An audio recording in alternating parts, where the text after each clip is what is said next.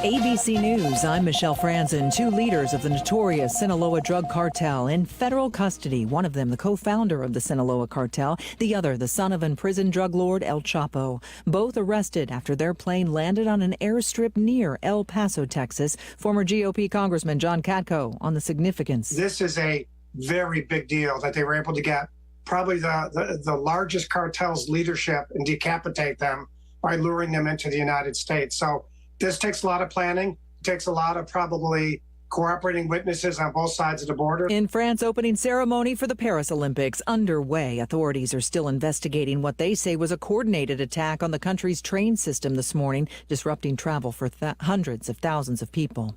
And wildfires exploding in western states, including Northern California, where a massive blaze has charred through 178,000 acres in just a matter of days. This is ABC News. Summer is heating up, just like the deals at Omaha Steaks. From perfectly aged steaks to juicy burgers, Omaha Steaks is your summer grilling headquarters. Shop the Hotter Than Fire sale at omahasteaks.com for exclusive unconditional money-back guaranteed packages starting at $99. Plus, get an extra $10 off with promo code QUALITY at checkout. Visit omahasteaks.com, code QUALITY for an extra $10 off. Shop the Hotter Than Fire sale today before these deals go up in smoke. Omaha Steaks, America's original butcher. Offer not valid in all states or where prohibited by law. Loans are subject to lender approval. See website for details. Honey, the credit card bill came, and we're maxed out. Maxed out cards, rent is due. We just need some extra cash to help us get by. Maybe we should go to 27cash.com. With our bad credit? 27cash.com is one of the largest personal loan networks. They can help people with any type of credit get up to $5,000, and cash can hit our bank account as soon as tomorrow. When you need extra cash, go to 27cash.com. That's 27cash.com. 27cash.com. WNSR, Nashville Sports Radio. The Omaha Steaks semi-annual sale is here. Get 50% off site-wide and save on mouth-watering favorites today. Go to omahasteaks.com and shop the semi-annual sale, where you can load up on all the delicious flavor you crave at half the price. And when you use promo code SIZZLE at checkout, you'll get an extra $30 off your order. Save big on delicious, tender, juicy steaks, big, beefy burgers, and so much more. With Omaha Steaks, the possibilities are endless flavor and endless value. Every purchase is backed by their unconditional money-back guarantee. Simply go to omahasteaks.com and shop the semi-annual sale today. And don't forget to use promo code SIZZLE at checkout to get an extra $30 off your order. Hurry, because this deal won't last long. Kickstart your spring grilling today. That's omahasteaks.com, promo code SIZZLE at checkout. Minimum purchase may apply. Omaha Steaks, America's original butcher. Here we go! From the Nashville Sports Radio Media Complex, this is the George Plaster Show. Call George now at 615-844-5600 and online at WNSR.com. And now, George Plaster. Featuring Tennessee Sports Hall of Famer Watson Brown, Tennessee Sports Hall of Famer Kelly Holcomb, along with young gun Billy Derrick. And now, here's your host, George Plaster. Welcome back into the George Plaster Show, live on 95.9 FM, broadcasting live from the Ford Ice Center out here in Bellevue. Final day without George, at least for a little bit. He'll be back next week. The whole gang will be back. Today it's the Billy Show. Myself and Billy Jones, but we have a loaded show, Billy. First off, we're going to start with Terry McCormick with our daily Titans update. Media was not allowed at practice today, but still going to try to get some info out of Terry with the Titans. And then Tim Brando at 4:20, and then Herm Edwards at 5 o'clock. So loaded show today, and we're going to kick it off with our daily Titans update brought to you by Lori Burnett Leland. You can log on to mortgageladyyusa.com or give her a call, 615-969-4350.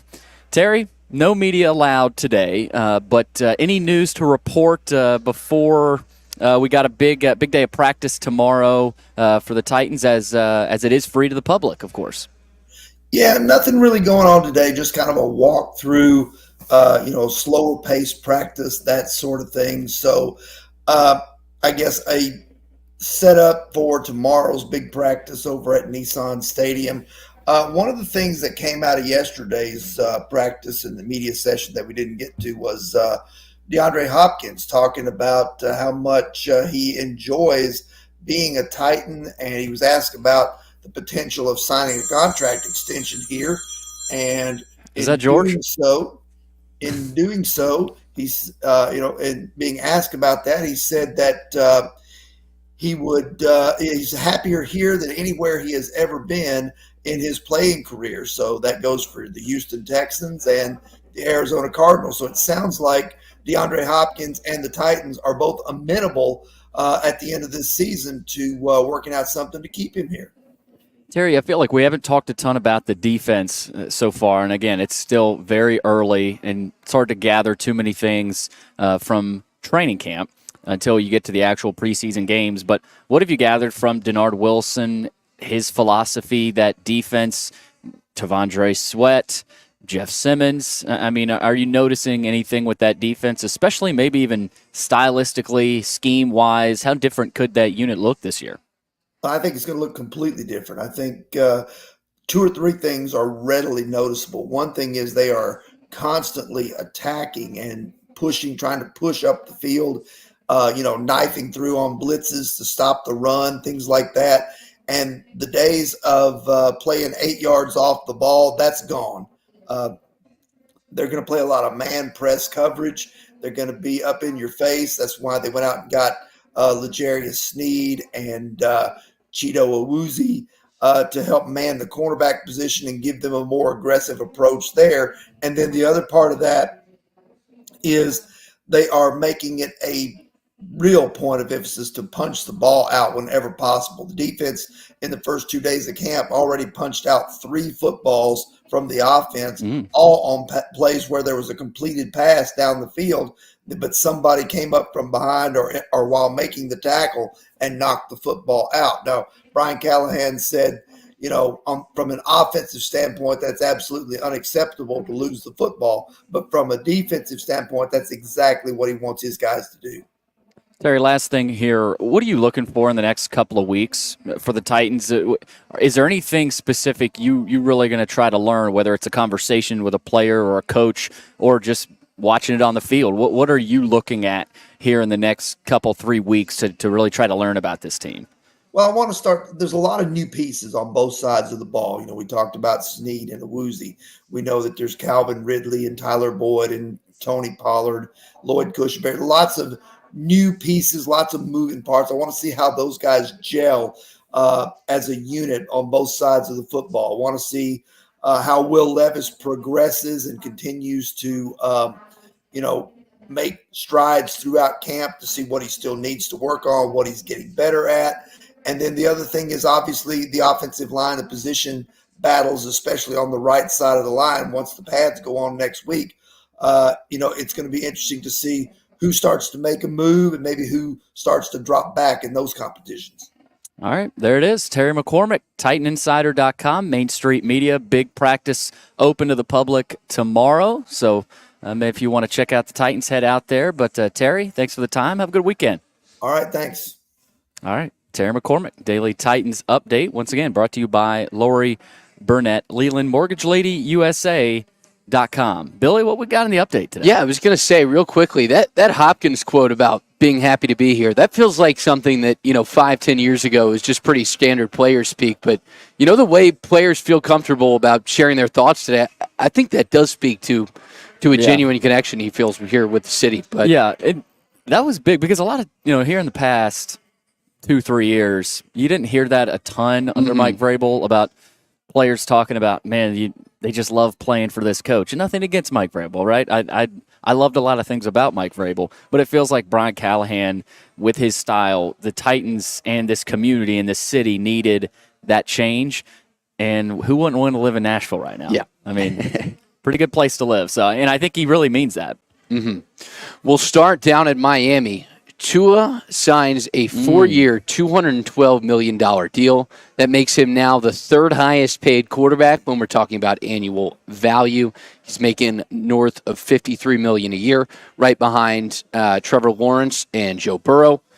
$167 million of the 212 guaranteed. Is he worth that? That's my question. I mean, obviously he's a quarterback. He's gonna get paid. He's the franchise quarterback. I think he's a really good quarterback, but that's a lot of money. Where did you say where that ranks among NFL quarterbacks? Yes, that makes him now the third highest paid quarterback. See, I don't know if he deserves to be the third highest paid quarterback. Yeah, no, but there's a lot in the AFC. That's it's a tight AFC race. But and I think that's part of the calculation is to win that conference, the quarterbacks that you have to go through. Yeah. You have to have a guy you really believe in. And I'll say this, when Tua's comfortable, I think he's as good as any other quarterback in the league, right? When he's getting protection, and we saw this year what it meant to add Tyreek Hill to that roster. When he's playing at home in warm weather, I mean, I think we've seen that throughout his career that when he's in the right situation, he can be as good as any other quarterback in the NFL.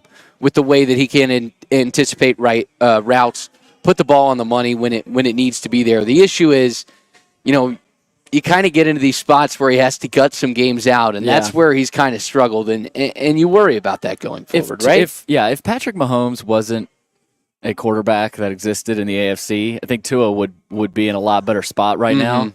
But you got to get by Patrick Mahomes and the Chiefs in the playoffs. And especially if you're playing up there in Kansas City, we saw what happened this past year. They couldn't handle it. So I think the regular season matters a lot especially for a team like the Dolphins, because you want to get that game at home. Now it matters for the Chiefs too. They want that game at home. So I think that's the biggest hurdle right now for Tua and the Dolphins. Just knowing, okay, this regular season game, we got to get this win. Right. They haven't been able to do that. And then maybe you get to the playoffs, you don't have to play in, what was it, negative 15, 20-degree weather in Kansas City. And I don't know if you felt the same way. And again, I'm higher on Tua than a lot of people are, but I never felt like for a moment, as soon as we realized they were going to go to KC to play that game, I never thought for a second they were going to find a way to win that ball game. No. I mean, they looked out of sorts, but good for Tua. I mean, I think he's a really good quarterback, but added pressure, I think. And I think it's a smart move by the Dolphins to basically say, hey, we believe in him. We believe in you. We think you're, money-wise, the number 3 quarterback in the league, at least in their mind, even though people probably don't agree with that. But I think it's a smart move by the Dolphins to throw that pressure on them. Quarterbacks are hard to get, and we'll see. And who knows last season if they'd found a way to close out that Monday night game against the Titans. They would have been the 2 seed in the AFC. Who knows how things turn out. That was the game I'm talking about. Right. Like, the hinge point. Yeah. You've got to take advantage of that. Of regular season games matter, especially in the AFC. That ended up coming back to haunt them. Yeah. We also have Georgia's Rara Thomas was arrested in the early hours this morning. 3 counts of cruelty to children and 3 counts of battery. No bail as of now. We haven't had the only comment we have had from Georgia was from their communications office that basically said no comment. This is an ongoing investigation. Rara Thomas is faced a little bit of trouble before. It was not anything this serious, but this is a guy who transferred in to Georgia last season. Didn't have the big impact a lot of people thought he had, but again, unfortunately for Georgia, the storylines of this offseason continue to be around legal issues as opposed to what people expect of them on the field going into next season. First thing, he's not going to play for Georgia again. Because of what happened last offseason, now you get this. He's a pretty good receiver, too. Right. He's not, I don't know if you'd call him their best receiver, but he's a pretty good player, and it's a shame that this has to happen again for him. So he's not playing for Georgia.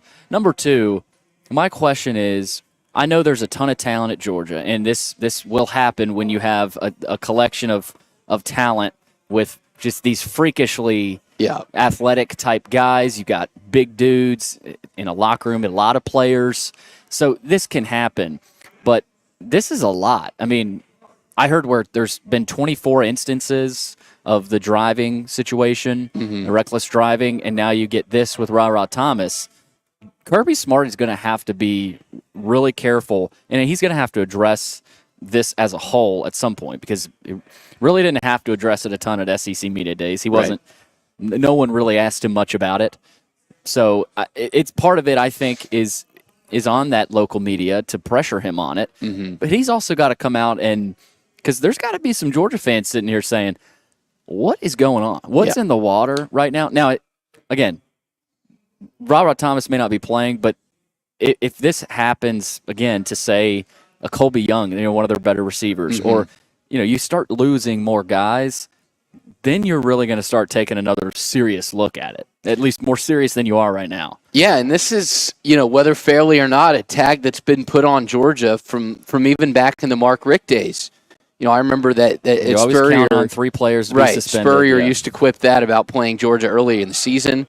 I wonder, Kirby's talked about, some of these financial incentives, or I guess disincentives from acting out, as maybe being a deterrence. Of course, we haven't really seen that come to fruition now, but I think the fact that it's the second off season in the row, he is going to need to stamp his foot down a little harder. And again, I don't think Rara Thomas puts on a Georgia uniform again. I would be shocked if he does. No, but that's a big loss for him this season. And obviously, and coming in, they didn't have a star-studded receiver room anyway. I don't think. And they've got some good players back there, of course, but you don't have Brock Bowers, you don't have Lad McConkey.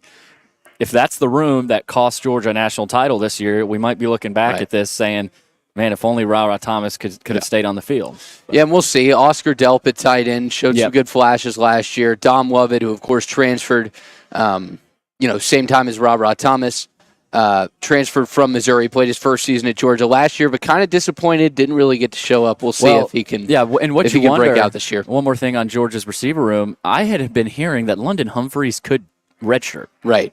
This might remove now that. You're saying, no, you might be potentially, right. Yeah. I don't know where he sits right now in that room. This could remove that because Rara's not seeing the field again in the red and black. We also have some more legal issues, this time between the NBA and TNT. TNT is suing the NBA over their loss of media rights. We covered this the other day where Amazon Prime was able to take TNT's package from the NBA. Under the agreement that TNT and NBA had, Turner was going to be able, of course, the broadcasting corporation who owns TNT, had the right to match any competing offer. And the NBA went with the Amazon Prime deal. TNT is alleging that they did, in fact, match Amazon Prime's offer, and the NBA said it didn't matter anyway. So it's interesting to see how that plays out. Is there, another lifeline? But the NBA is kind of in an interesting spot right now, and we'll see where they dig themselves out of it, because this is not what you need. Well, and Charles Barkley came out and said clearly the NBA has wanted to break up with us from the beginning. He said, I'm not sure TNT ever had a chance. TNT matched the money. They couldn't have done much more here. I mean, so TNT did everything they could. He also said it's a sad day when owners and commissioners choose money over the fans. It just sucks. Right. And I am totally with Charles Barkley. I mentioned it yesterday that was one of the better things they had going for them inside the NBA with Barkley, Shaq, all those guys. And you just shrug them off like they're nothing. I guess this is the last season of Inside the NBA, the upcoming season. They're going to have some good stuff planned. I mean, sure. That's going to be Adam Silver is going to be shaking anytime they.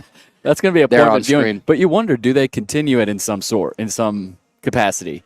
Yeah, I mean, I would hope go so. to YouTube or somebody's going to pick them up. I did hear where Barkley is considering just hanging it up as a whole, right? I mean, he's fine financially, right? Yeah. But you just wonder if they maybe try to keep the band together somehow, even after this season. So that'll be fun to see what happens there.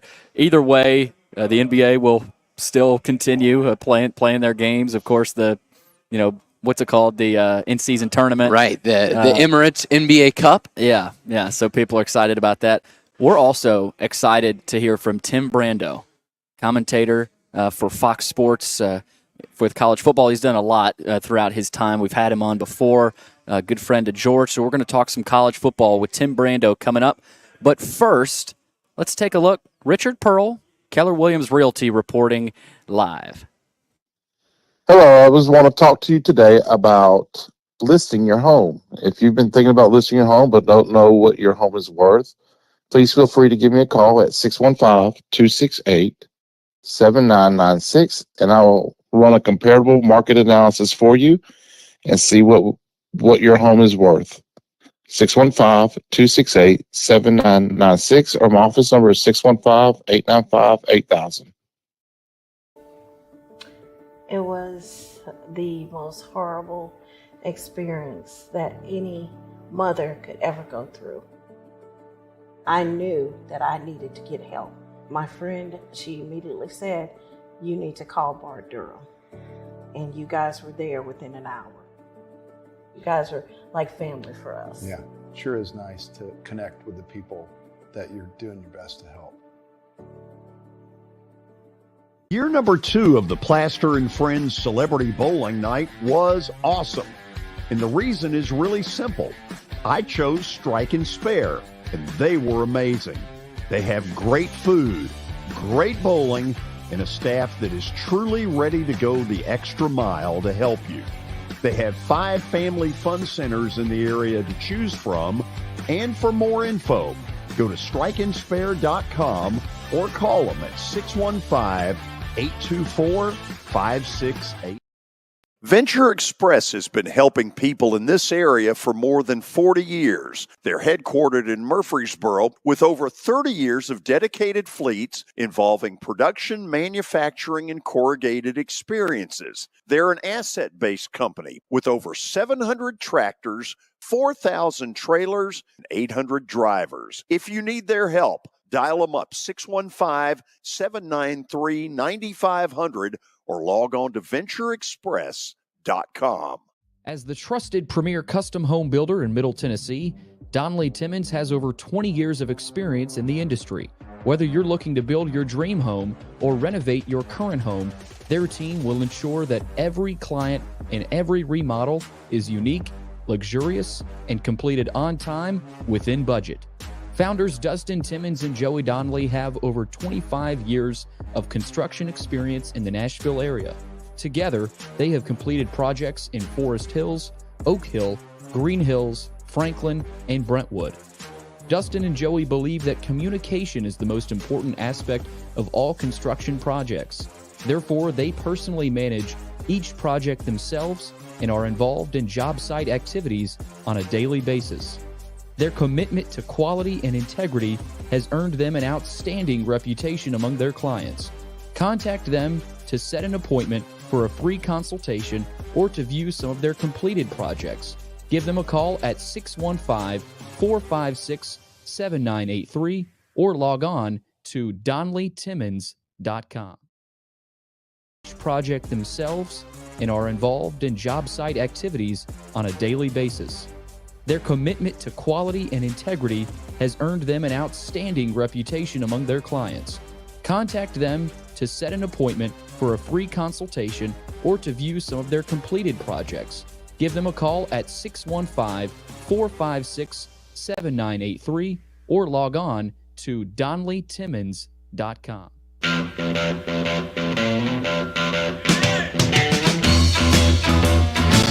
And we're back with the George Plaster Show, broadcasting live from the Fort Ice Center here in Bellevue. It's been raining the last 3-4 hours, so everybody be careful out there if you're driving. I think it's supposed to keep raining, so had a lot of rain this week. Either way, we're still talking sports, talking some college football with Tim Brando. A lot going on with the Paris Olympics right now with the opening ceremony. Got the Braves and the Mets, Game 2 tonight of that series coming up right after our show, but we've got Timmy B with us, a good friend of George. George does say hello, Tim, so thanks for taking the time.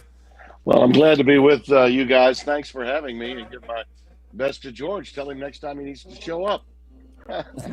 I know. I feel like he's never here whenever we've got you on. But I want to start. We got in our update to the Georgia situation with Rara Thomas being suspended or charged, I guess, with family violence. Of course, I'm sure suspension incoming. Probably won't play for Georgia this season. Tim, is there a culture issue in Athens? No. I mean, there's culture issues everywhere. I mean, I don't think we make big deals out of this every year, fellas. I mean, going back to the days when Spurrier was coaching at South Carolina, he always used to say, hey, just as only Steve could, right? Love to play Georgia early. Seems like they got players suspended all the time. They get bad grades. Maybe somebody just drove their car off the street or something. You know, I mean, he made light of it, and I know that a lot of fans in Georgia took exception to it. That's just Steve being Steve. None of that's changed. It's been that way for a long time. These are still, young adults. I don't necessarily care to call them kids anymore. they should be considering themselves professionals. At this stage with NIL and the transfer portal, there's a lot for them to lose.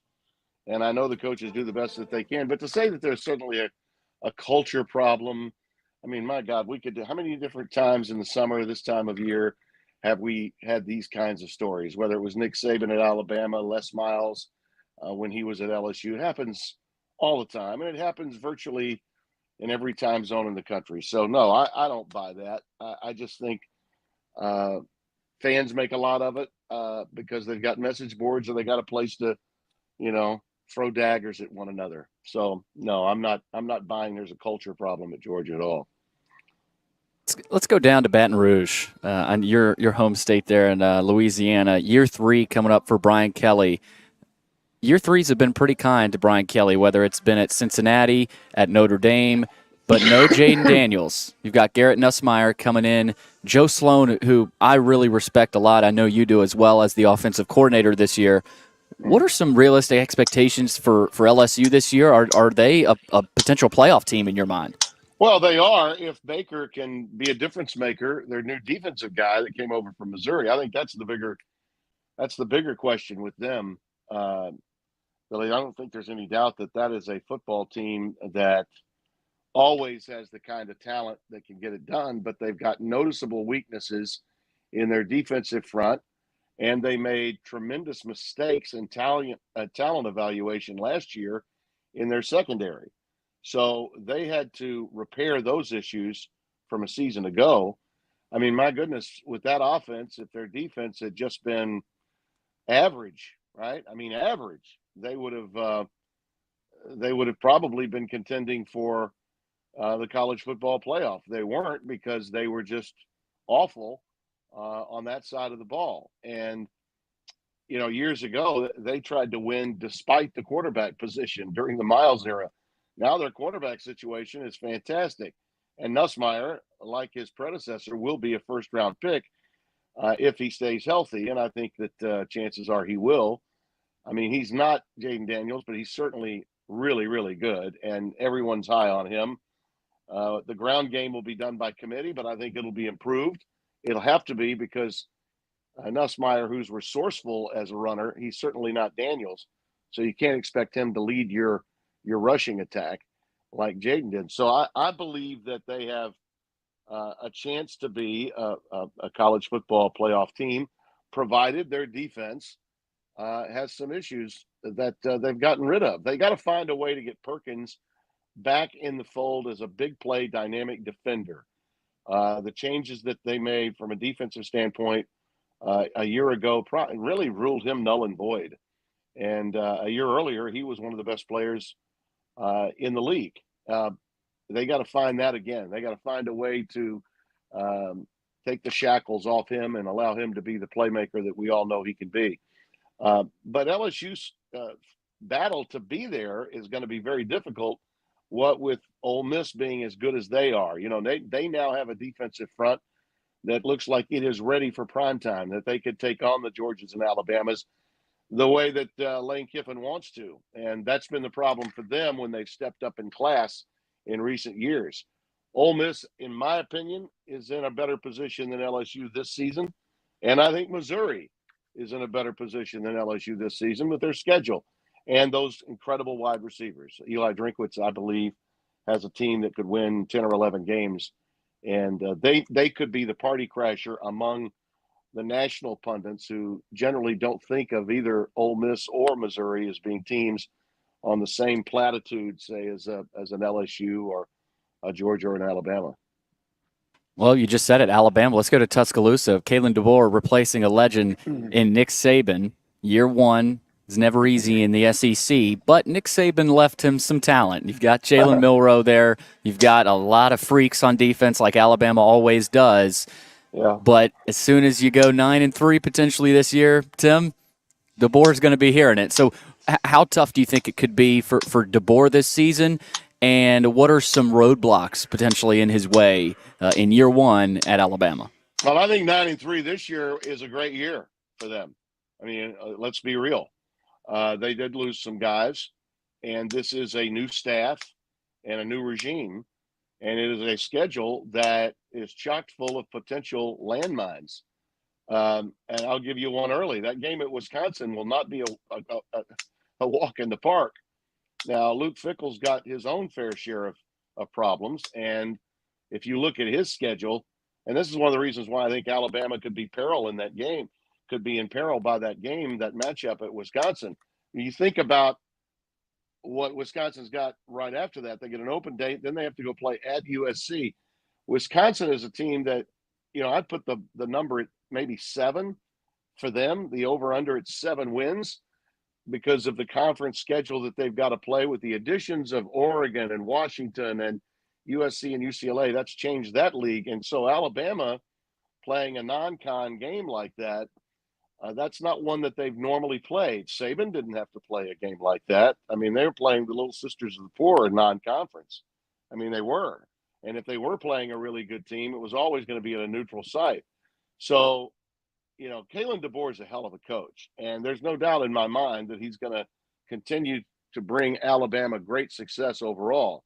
If there's a program that can get in the playoff at 9-3, it's certainly Alabama's, because brand name still matters. No one can tell me that the college football playoff is going to be without controversy this year solely because we're going to 12. Okay. You saw how the committee screwed Florida State a year ago, absolutely screwed them, because Georgia lost that game to Alabama and Alabama couldn't go into the playoff without Texas. The committee was, with no transparency whatsoever, allowed a 13-0 conference champion out of a power conference to sit, while Alabama, because they are, oh, by God, Alabama, got in, after converting a 4th and 34 and a lot of other incredible things had to happen for Saban's team to win. They were very fortunate to get there a year ago. Now, credit them, credit Nick. But Alabama, in my view, this year could still get in at 9-3 because they're Ala-frickin-Bama. Like I believe it was Alan Jackson sang once. Was it Alan Jackson? I think it might have been. Whoever did that song, that country western song. You guys should know. You're in Music City. Yeah, I'm not sure on that one. It might be past my time, but oh, you don't know about Ala-frickin-Bama? I don't. I need to do a Google search though. That's a big country hit. I don't think it is Alan Jackson. It's somebody else. Help me out. The big tall guy that wears the big hat. We're going to be screwed. People are going to be killing us on the meat. It's not Toby Keith, is it? No, it wasn't Toby, but he's like Toby. Okay. This was a guy that was on a show, a primetime show on Fox, playing the lead. Trace Adkins? Trace Adkins. Man. Took a Google search, but we got there. Yeah. You got there. Trace Adkins, yeah. I like it. All right, one more. But I mean, Alabama is still Alabama. Yeah. And when you're them, just like when you're Ohio State, just like when you're a blue blood, okay, you get breaks other teams don't get. And as long as we have a committee that has nebulous criteria to work with, they can gerrymander this thing as any way they like. What I'm trying to tell you is there could be some really good 11-2 teams, maybe even 12-1 teams that get bypassed for 10-3 teams. Okay, because they're not who the 10-3 team is. I mean, we're going to have problems even with 12. All right, because they've not changed the criteria. Okay, we still have a committee that's a beauty pageant, basically, judge. That's what we're looking at every year. We got to fix that. All right, another big brand, Notre Dame, with Marcus Freeman, transfer quarterback, and Riley Leonard coming over from Duke. I have a feeling he'll work out better than Sam Hartman did. And you talk about a big brand. Notre Dame is probably a program that's set up really well right now. Without being in a conference, they can't get a top 4 seed. I don't know that matters. I mean, you still get – yeah. So if you're Notre Dame, you want an extra home game anyway. Right. That's exactly what you're going to get if you have a really good year and you manage to win. Again, they get in with 10 wins, in my opinion. And whether they're 5 or 6 or 7, they're going to get a home game. Okay, so because it's 5 versus 12, it's 6 versus 11, 7 plays 10, and 8 is the home team against number 9. That's the way this thing works. Jack Swarbrick, the outgoing athletic director, made a hell of a deal in this new thing, and Notre Dame always is married in. because of the way this system works. And the extra game means nothing to them other than more money. Okay, that's just going to give them an 8th home game, which fills their coffers even more. So I like Riley Leonard a lot, and I think that the personnel that Freeman's bringing back, and maybe the year under the gun that he had with some notable mistakes that he made in game coaching circumstances last year, he's going to profit from that. He's going to learn from that. And I think that he'll have a team that, without question, will be in the CFP this year. Hey, Tim, Billy Jones. When I'm at school, I cover Missouri, and Coach Drinkwitz has talked a lot about kicking down the door is the term he used to the blue bloods of the sport. Do you think it's possible in this new era for a school like Missouri to redefine itself? We talked about Ole Miss a little bit too, and get themselves into the conversation to win a national title? Or is it going to be kind of opportunistic seasons like this where the schedule breaks your way? Well, the schedule does break his way, and it also breaks Ole Miss's way.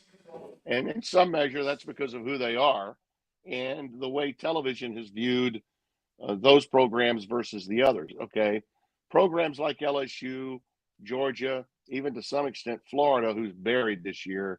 Poor Billy Napier. I mean, if he wins 8 games, he's had a hell of a year, and they're still likely to run him out, okay, because they believe at Florida that they are what they're not, and that is a legitimate power currently. They were, okay, but they're not now. But their fans don't know that, and they're not going to listen to that. At Missouri, you've got a fan base that's starving, yeah, but they're a lot more realistic. They know who and what they are, which I think has allowed Drinkwitz to get a lot done. You know, he went into the state. They went to the Capitol, and they made sure that they got laws changed, okay, to make sure they could hold on to in-state talent that was likely to go elsewhere, okay? No program knows that more than Georgia, because they were able to hold on to players that Georgia wanted, one in particular that really pissed off the Bulldog fans. But the bottom line is Eli has cracked the code, and they are going to be legit this year, in my view. Even with the loss of his defensive coordinator, who I think is really going to help LSU, he's going to be fine. And I think that Lane Kiffin, through the portal and through some unique ways of going about building his team to get rid of the problems that he had with his defensive front, I think he identified the weakness. And as a result, and with his schedule, I mean, for them not to have to play Alabama, that's a big deal for them. Mm-hmm. So the schedule works in their direction, just as it works in Missouri's direction. And I'll give you a Big Ten example, all right? The team in that league that people are discounting completely is Iowa. Iowa's got an awful offense. They just got a new coordinator, clearly, because Kirk Ferentz' son is gone. But that defense is still one of the best in the country. And their schedule is a walk in the park. So I think their schedule is easier than Penn State's. So certain teams and conferences now, with the expansion and the changing in alignment, has allowed for some teams to have scheduling advantages that are far greater than we used to see when we had leagues that were more regionally based and split in two, with an eastern or a western side, or a northern or a southern side. One league that's been completely shaken up, a league that you cover, is the Big 12. With no Oklahoma, who's won the league more times than they haven't in the last 15 years, do you see a Kansas State, Oklahoma State, Utah filling that vacuum? Or do you think this is a league that, you know, year by year, you have no idea who the champion's going to be? Well, it's more up in the air this year, likely, than at any other time. And I think in large measure, it's because it's been a balanced league for quite some time. You know, what TCU did 2 years ago, and to some extent what Kansas did last year, is an example of how other teams that were not named Oklahoma State, Texas, or OU were getting a lot better, and their facilities were improving.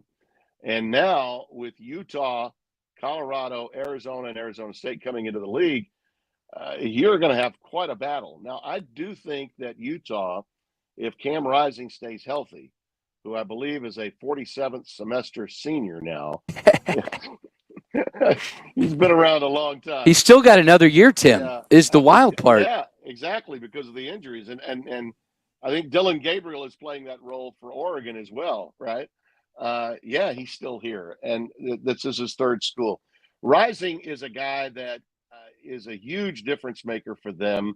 When they didn't have him a year ago, and they still remained as competitive as they did, that told you a lot about that team. And Morgan Scalley, their defensive coordinator, who has been synonymous with their success, just like Phil Parker at Iowa was synonymous with theirs, and now as the head coach in waiting, he's really got it together. I think Utah is a team, along with Kansas State. Those are two teams in my mind that have the potential of getting out to huge starts, like 7-0, 8-0, 9-0. That, and I think that's what the Big 12 needs in order to get everybody to buy in that they are a part of the national scene going into the month of November.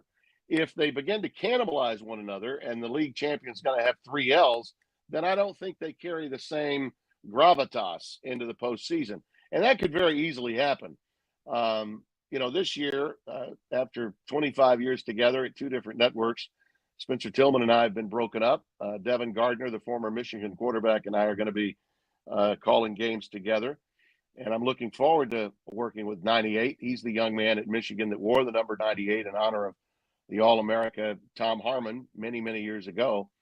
We're going to be doing a lot of those Friday night games as part of that big Big 10, Big 12 collaboration that starts on September the 13th. That's week 3 of the regular season and carries on through the rest of the regular season with Friday night games involving really some huge matchups by Friday night standards. And it's going to be on Big Fox, not FS1, and it'll be happening every week.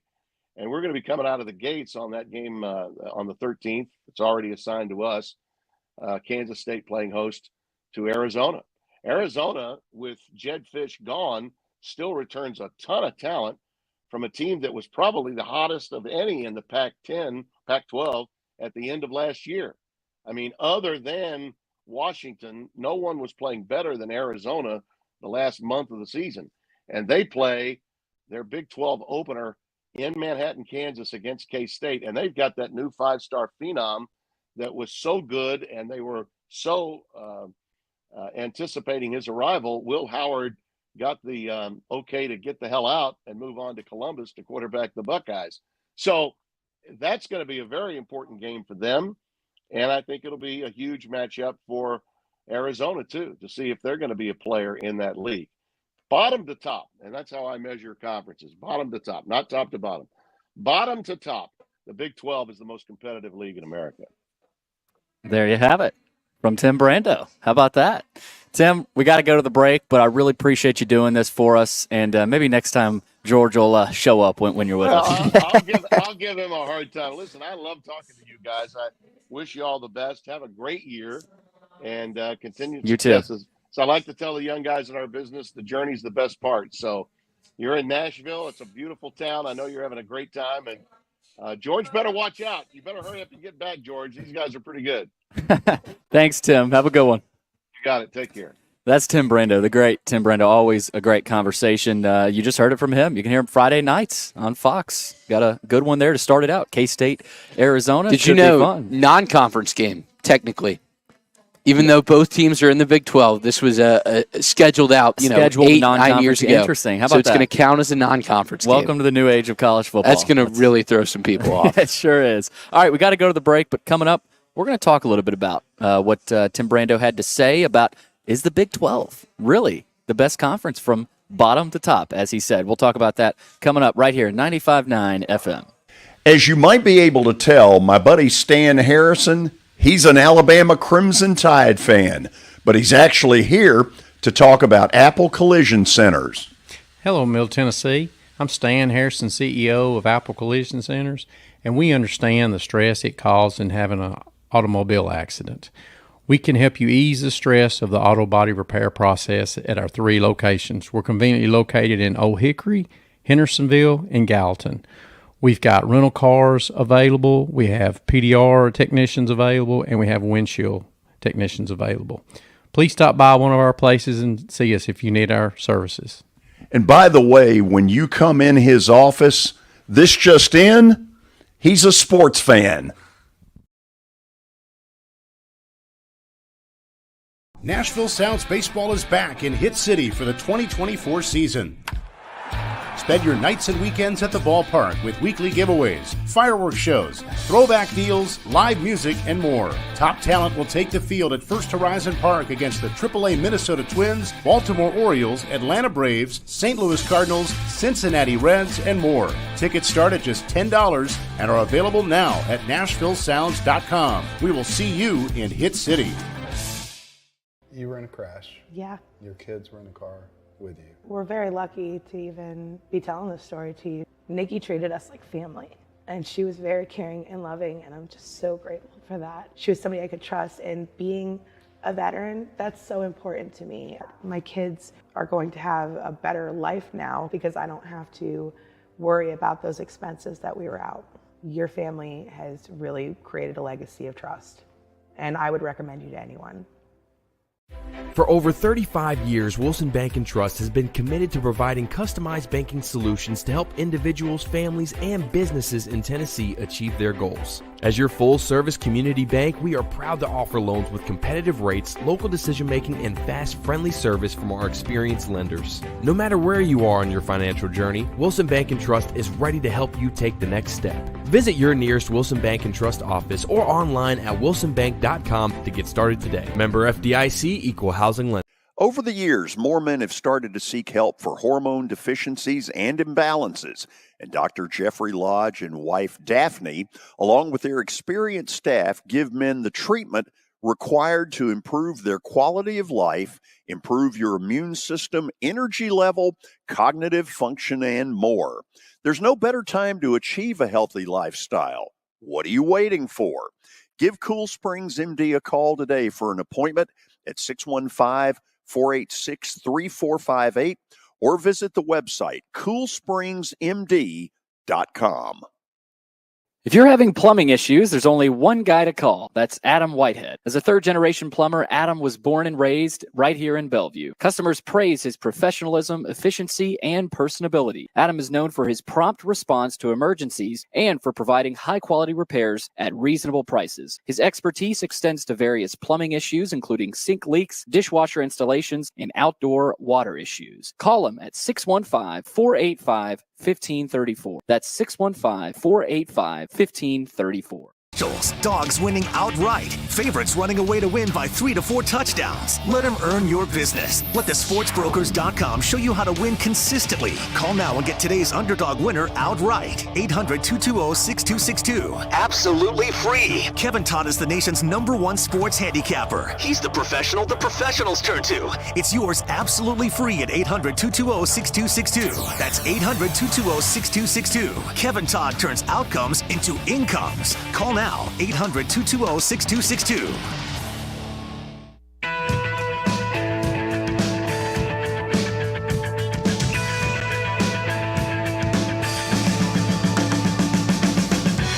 Welcome back to the George Plaster Show. Billy Derrick here with you. Billy Jones here with you. The Billy Show.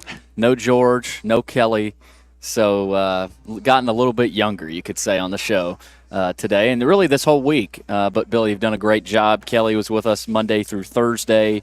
I think it's still raining outside, so it's been raining the last 3 or 4 hours. I think it's going to continue. So again, stay safe out there. We are at the Fordyce Center out here in Bellevue. Billy, don't have a ton of time here to talk about this, but Tim Brando, who we just had on great visit, made a bold statement. He said the Big 12 is the most competitive conference from top to bottom. Do you agree? Competitive? Yes. Best? I don't know. But I mean, I do think you look at that league and you talk about the number of teams that could compete in that championship game. I think it's pretty lengthy. I think it's going to end up being Utah and Kansas State. But a lot of people high on Oklahoma State. Kansas has got Jalen Daniels coming back. Obviously, Colorado has the media circus. Iowa State's schedule sets up pretty nicely. West Virginia, Garrett Green coming back.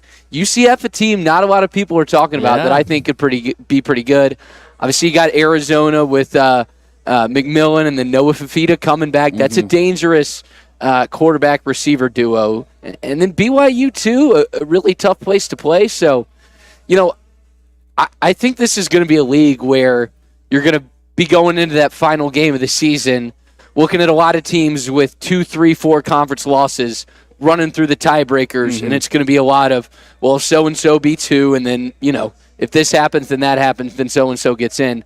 I think we're going to go into the last week of the season with all sorts of, it's going to turn into a matrix to figure out who gets into the Big 12 championship game. It feels like Utah is the pick here. I mean, it feels like everybody's picking Utah, which, they do have Cam Rising coming back. But how is he going to be the same guy that he was? I mean, he didn't play last year, and he is older. He's in his 7th year of football. I think Brando joked. What did he say? 100th year of football, college football. But, Oklahoma State, like you mentioned, Kansas is a team you can't sleep on. Arizona with Noah Fafita, who they were picked 5th in the media poll. I think they might be up there, right up there with Utah, potentially. I mean, Arizona, don't sleep on them as a college football playoff contender. He says top to bottom. The bottom is where I look at, like, Arizona State's awful. Cincinnati. Houston, Cincinnati, BYU. Their bottom 4 or 5 is still pretty bad. And, you've got Colorado, who, of course, Deion Sanders is who he is, but they're going to be a middle-of-the-pack team. But what's going to be fun is, your West Virginia versus UCF, where you're going to get a 60-50 type game. It's going to be a fun league to watch, but it's not going to be the best football. So most competitive from top to bottom, we'll see. But that's the better word to use. Like, if he says, man, this is the best conference from top to, okay, that's when we're probably going to have to argue there. Yep. But that word competitive, he could be right there now that I think of it. I think K-State's the pick in this league still, and I think the competitiveness is good. I completely agree with him. I think Avery Johnson is going to be great for him Avery this year. Johnson at K-State. I mean, they've got Chris Kleiman still there. But we saw you lose Colin Klein, right? The OC, who, I was surprised by that. I was surprised Klein left. Obviously he got a pay raise, of course, but Oklahoma he's State, Mr. K-State. You know, yeah. Oklahoma State with Ollie Gordon.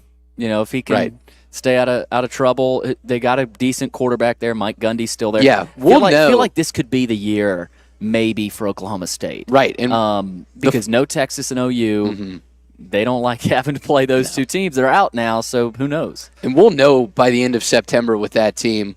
They get Arkansas at home, they get Utah at home, and then they go to K-State, all in September. So we're going to know by the end of that first month what kind of team they got. And, we'll see, because they had some great moments last year, beat OU, but then you have that road game at UCF where you lose 45-0. You almost blow your shot at the Big 12 championship at a home game against BYU. So we'll see if they can be consistent this season. We'll see. But, again, great visit there with Tim Brando. Coming up, we're going to get to Stat of the Day, and then Herm Edwards, the coach, joining us on the George Plaster Show. Can't wait for that, but keep it right here for Stat of the Day, right here, 95.9 FM. Good afternoon in Franklin. Still trying to clean up the paperwork on that nasty wreck that happened earlier in Macatcher at Hillsboro Road. It's busy as expected out here. 65 as you work your way up through Madison on into Goodlettsville. All the major outbound routes have really started to pick up just in the last few minutes. Hey, whether you need a new roof repair, or roof inspection, try Independent Roofing Specialists. They've got you covered. Check them out at irsroofs.com. That's irsroofs.com. I'm Commander Chuck with your on-time traffic. Dog parents are loving Dr. Marty's Nature's Blend Premium Dog Food. The way she acts and the way she moves, it's just so much better. And she's like a puppy again. It's unbelievable. Dr. Marty's Nature's Blend is a freeze-dried raw food made with 0 artificial preservatives, so it's naturally shelf-stable with no mess, freezer, or fridge required. Plus, it's full of premium turkey, beef, salmon, and meat your dog will love. We started with Nature's Blend. She's happy, she sleeps well, she's energetic. I am just delighted with this product. When given the choice, Nature's Blend and Amazon's #1 bestseller in dry dog food, 29 out of 30 dogs chose Nature's Blend first. I'm so confident your dog will love it. Your order is back with a 90-day guarantee. Save up to 54% off Nature's Blend and get a free bag of delicious beef liver treats. Go to drmartypets.com/healthy or text healthy to 511-511. Text healthy to 511-511. All pets are unique. Your pet's results can and will vary. Message and data rates may apply. Studies available upon request. Paid for by Dr. Marty's Pets. Timmy, everybody. Great job. Next up for our 5th grade class recital, we have Samantha. 10 times better performance can make a big difference. Castrol Edge Motor Oil gives your engine 10 times better high-stress performance. Castrol Edge, better oil for maximum performance. Now through December 28th, Castrol Edge and Edge High Mileage Motor Oil are on rollback at Walmart. Claim based on sequence 9 test under high-load conditions versus API SP test limits. This is it. Shop the Lowe's Closeout event to get up to 70% off select major appliances for your home. Plus, get up to 60% off select patio furniture and accessories for your outdoor spaces. So hurry into your local store today because these deals are too good to last. Shop them now before they're gone because Lowe's knows savings. Lowe's knows home improvement. Valid through 8/7 while supplies last. Selection varies by location. Hey, this is Greg Pogue. Every day, Monday through Friday, 2 to 4 p.m., it's the Greg Pogue Show right here on Nashville Sports Radio. Mandated fun, the return, Weenie Wednesday, favorite things of the day, all kind of stuff going on. Watson Brown, Jeff Fisher, you are very much a part of it. Call or text 615-844-5600. That's the Greg Pogue Show. Every Monday through Friday, 2 to 4 p.m. right here on Nashville Sports Radio.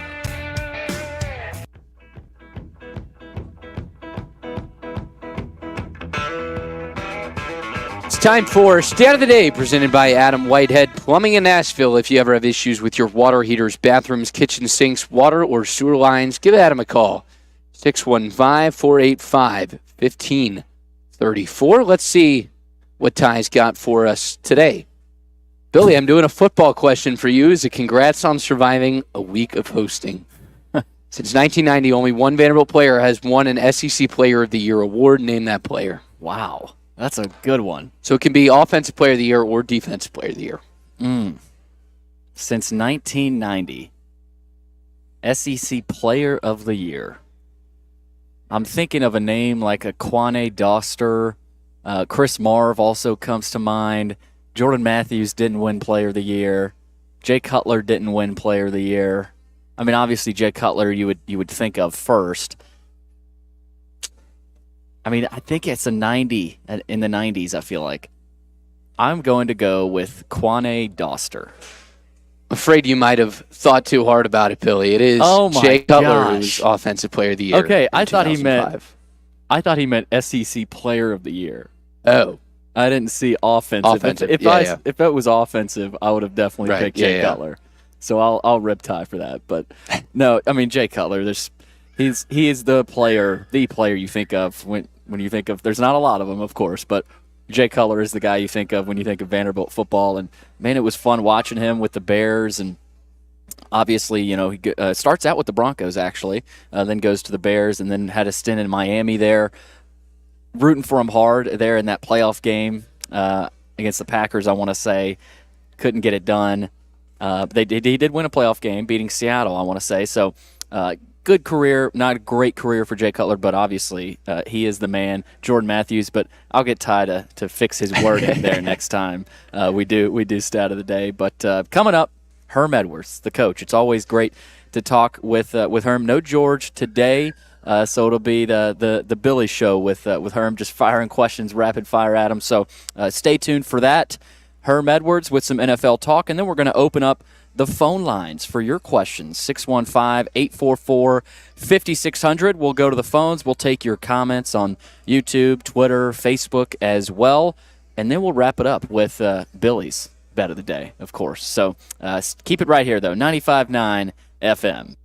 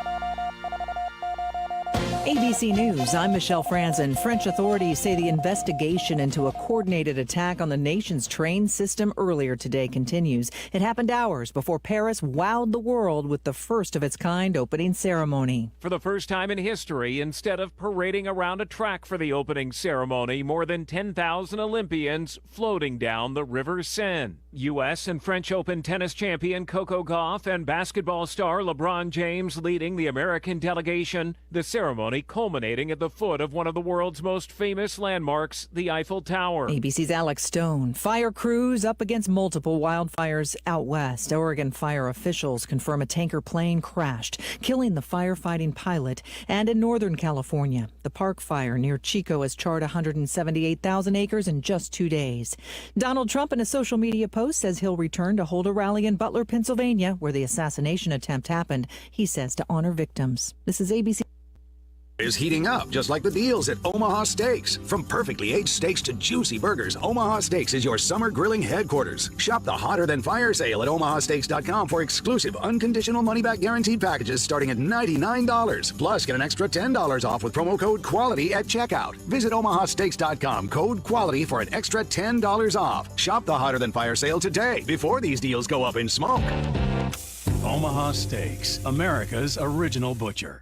Offer not valid in all states or where prohibited by law. Loans are subject to lender approval. See website for details. Honey, the credit card bill came, and we're maxed out. Maxed out cards, rent is due. We just need some extra cash to help us get by. Maybe we should go to 27cash.com. With our bad credit? 27cash.com is one of the largest personal loan networks. They can help people with any type of credit get up to $5,000, and cash can hit our bank account as soon as tomorrow. When you need extra cash, go to 27cash.com. That's 27cash.com. 27cash.com. Cashback is not available on gas in New Jersey and Wisconsin. Susan, it's so great to finally be able to get together again. Oh, it sure is. And I really appreciate you picking up the bill. I'm happy to. I've got the extra cash. Since we've all been driving so much more again, I've been using Upside, the free app that pays you cash back for every gallon of gas you buy. Wait a minute. Are you saying you actually get paid cash when you buy gas with the Upside app? Yes, I get real cash back just for buying the gas I was going to buy anyway. But is it a hassle to use? No, it's super fast and easy, and I can cash out whenever I want. That's a total no-brainer. I'm downloading the free Upside app now. Download the free Upside app now to earn real cash back every time you buy gas. Use promo code LIFT for an extra 25 cents a gallon bonus on your first tank. That's promo code LIFT. You can cash out anytime right to your bank account, to PayPal, or an e-gift card for Amazon and other brands. Just download the free Upside app and use promo code LIFT for a 25 cents a gallon bonus on your first tank. That's code LIFT. WNSR, Nashville Sports Radio. From the Nashville Sports Radio Media Complex. Welcome back to the George Plaster Show. Call George now at 615-844-5600 and online at WNSR.com. And now, George Plaster. Featuring Tennessee Sports Hall of Famer Watson Brown, Tennessee Sports Hall of Famer Kelly Holcomb, along with Young Gun Billy Derrick. And now, here's your host, George Plaster. No George, no Kelly today. It's Billy and Billy here. Just a couple producers going at it, and somehow we were able to land Tim Brando and Herm Edwards. And now we're talking to Herm Edwards, ESPN NFL analyst, of course, former NFL player, coach, college coach as well. Herm, it's good to see you. How you doing? Good to see you both. You guys are holding down the fort, obviously for George. There's some long titles when you introduce George. I mean, he's got like almost a minute for all the people that are involved in his show. But you guys are doing a great job, so just keep doing what you do. Appreciate it. Yeah, George said hello, so just wanted to pass that along. Thank you. I want to start, before we talk any NFL, college scholarship limits have increased. We talked about that yesterday, all the way up to 105 for football specifically. You've had coaches come out like Dabo Swinney at Clemson, who's frustrated by it. I'm sure there's some coaches that are excited about it. Maybe one of the haves, one of the monsters of college football already. But this also affects the lower level schools as well. How do you see this impacting college football, but also college sports as a whole? Because as you know it, Coach, it is changing rapidly. Well, the scholarships obviously become a problem when you give more universities the ability to have scholarships. But I think the money, the NLI, is really the, it's the problem in the room for everybody. And the fact that at the end of the day, you might have 100 guys on scholarship. That's great. But if they're not playing and they're disgruntled and somebody comes in and offers them money, you're not going to keep them. They're going to be gone. Now, that's part of that's part of your program now, NLI, and how you handle that. It's almost like having a general manager of how you allocate the funds to the student athletes. And the schools that are way ahead of the game are the ones that are going to be able to keep their players. But it's very difficult in today's game. It's easier to keep an NFL player because when you sign a contract, you can't go anywhere. College player now, after 2 weeks, 3 weeks, if he's not playing a lot and he says, well, I'm not going to play this year, there's going to be somebody looking at him and giving him a little call and saying, hey, if you come here, we'll offer you this and you can come here and play. So, and get paid. So that's what every college coach is dealing with. And it's tough, but that's the landscape of college football now.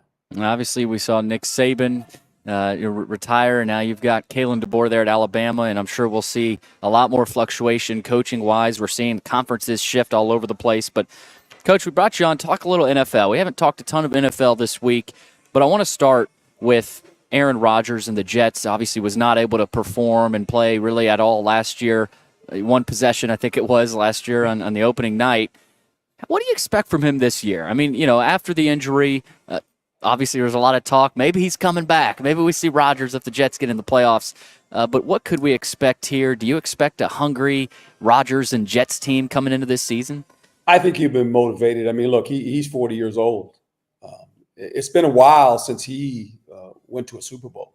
And he chose this team, the Jets, to go to when he was a free agent. He looked at this team and said, look, it has a lot of parts, especially on defense, that that can help me win games. And so I think his injury obviously kind of put a halt to it. But you look at their record last year with Aaron Rodgers, he's going to add at least 3 to 4 more wins. Now, they play in a pretty good division. They got the Buffalo Bills sitting there, the Miami Dolphins sitting there as well. But I do think they're a team that have a chance and should get in the playoffs with Aaron Rodgers being the quarterback. We brought up Tua Tagovailoa's big deal from earlier today, now the third highest paid quarterback in the league. AFC is tough. I brought up the fact that he's got a big hurdle in front of him, and Patrick Mahomes, and we saw they had to go on the road up to Kansas City in negative temperatures. That's tough. But, Coach, I brought up how, well, maybe beat the Titans at home in the regular season, right? Let's win some of those regular season games to where maybe you get the Chiefs to come down to Florida. I mean, do you agree with that maybe the Dolphins have lost out on some of those big regular season chances, and that has hurt them in the playoffs a little bit? Yeah, well, there's no doubt, especially in the playoffs. If you can play at home, that's always an advantage. And I can remember the days that when I was with the Eagles, it was tough going down to Miami playing, especially mid-November because it's still hot down there. And you're one of those northeastern teams, and you've got to go from the cold basically to a team that plays in Florida where it's hot. And it's amazing.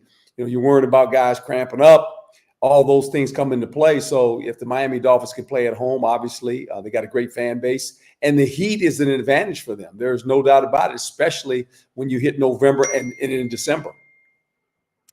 Coach, let's move to the Cowboys. I love talking about the Cowboys with you. Dak Prescott, you got questions around him. Is he going to be the Cowboys quarterback next year? Also with CeeDee Lamb holding out right now. What's going to happen with those two guys in the Cowboys? Well, look, if I'm Jerry Jones, and this is what Jerry Jones is probably thinking about, he has a talented football team, a team that when you think about in the last 3 seasons, they've won 36 football games, as many as the Kansas City Chiefs, except the Kansas City Chiefs have won Super Bowls. This is a team that is star-driven, has a lot of stars on both sides of the ball. You mentioned the quarterback, Dak Prescott. Problem with Dak, now it's not about winning games. It's about how do you play in the playoffs. He's got 2 wins in the playoffs. CeeDee Lamb is a great receiver. There's no doubt about it. But the fact is that Jerry Jones has paid a lot of these star players a lot of money, and he's not getting what he thinks he needs out of them. In other words, win playoff games. So, CeeDee Lamb. So, well, you got to pay CeeDee Lamb. All I know is this: there was a guy by the name of Jerry Rice. He didn't end his career with the San Francisco 49ers. Hill didn't end his career with the Kansas City Chiefs. Devontae Adams didn't end his career with the Green Bay Packers. This is where football is right now. The salary cap, how you have to pay players, how much are you willing to pay a certain player. The thing we do know, when you have an elite quarterback, that's where your money's going. The next person that gets paid now is the receiver rather than maybe the left tackle. So those are the things you got to negotiate, and you got to, it's like walking through landmines. Who do I pay? Well, Jerry Jones has paid a lot of these guys, but he's not getting what he thinks he should get from them. Win playoff games. Herm Edwards with us from ESPN on the George Plaster Show. Coach, one more for me. Titans in year one under Brian Callahan. He's got his dad, Bill Callahan, coaching the offensive line, brought in a lot of new coaches, Denard Wilson as the defensive coordinator, Tracy Rocker now coaching the defensive line. Year two of Will Levis, though. Is he up for the challenge of leading the Titans in the future into the new stadium? I know we've talked about it, but what are your thoughts on Will Levis heading into this season? Well, you're hopeful, and I'm hopeful for all the young quarterbacks that play in the league because it makes the game better. And when you have a franchise quarterback, you can sit there and say, look, with the next 10 years, we got our guy. We got to build around him. Levis obviously played a little bit last year. Whether the jury's in or out, look, he played last year in a different offense. This offense will be more balanced. Derrick Henry is no longer there. This offense will use his talent. He will be able to throw the ball a little bit more than maybe the Titans are used to, rather than just turning around and handing it off, right? Because they play in a division that's very competitive. This division all of a sudden has a lot of young quarterbacks. Richardson, A.J. Stroud, Levis is part of that as well. So there's a lot of young quarterbacks in this division, right? So that's what you got to understand. Jacksonville, Lawrence, they were supposed to be the team to win this division last year. And C.J. Stroud, all of a sudden, and the Houston Texans, they came from nowhere. And everybody said, how did these guys win 11 games? How did they win a division with a rookie quarterback, a rookie first-year head coach? Because they really played good. And the quarterback was really good. See, one thing about C.J. Stroud being a rookie quarterback, he didn't turn the ball over a lot. He only had 5 interceptions. That's not too bad. Yeah, that's really good for a rookie quarterback. That's really, really, really good. Coach, I'm curious. We kind of talked about this a little bit with Jerry Jones discussing the way he's handling these contract negotiations. When you were a coach, how did you balance the way you evaluated your team in the 16 regular season games versus, the 1, 2, maybe 3 games in the playoff? The issues that you need to fix across the board in the regular season compared to the issues that you need to fix for your team in postseason games. How do you balance that as a coach or an executive? Well, I think the production of the stars, in big moments, and that's what you expect. You expect your stars to play well. Look, I'm a former player, and I understood this. When you play during the season, that's one thing. The regular season now, that's when the stars step up and have to play. Because this is the opportunity, you're in the tournament. And when you get in the tournament, it's win or go home. And you understand how difficult it is to get in the tournament. And the stars, if they're healthy, they have to play well. And Jerry Jones is looking at his football team, and the question he's asking himself, I've paid these guys. I've got as many stars as any team in the National Football League. We win a lot of games during the season. But when we get into the playoffs, we're falling short. That is the problem. That's the problem. And it's been the problem since 1995, guys. Think about that. 1995 is the last time these guys held up a trophy. Jerry's not getting any younger. Right? He wants to win now. And he rightly so. He's got a good football team. This team will challenge the Eagles again for the division title. But can you win in the playoffs? You let the Green Bay Packers with a young quarterback come in your stadium and beat you. They came into Dallas. You weren't in Green Bay in January where it's cold and playing outside. You was actually at home. And the Green Bay Packers came in there with a young quarterback, Love, and beat you.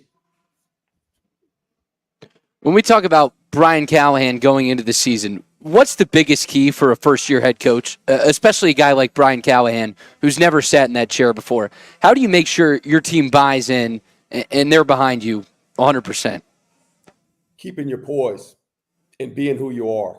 Don't change. You have a persona about who you are, and the players want to see how you're going to react if you lose a game or two.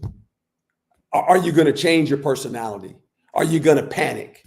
I don't think Coach will. He's been in the league long enough. I mean, look, he structured himself around some good coaches. He's got some veteran guys on his staff.